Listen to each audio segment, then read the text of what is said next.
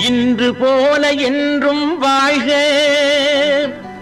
எங்கள் வீட்டு பொன்மகளே.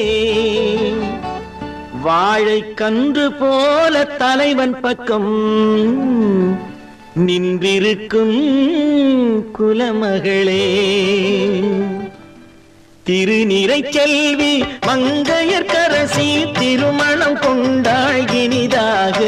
என் இருவிழி போலே இருவரும் இன்று இல்லறம் காணட்டும் நலமாக, இல்லறம் காணட்டும் நலமாக.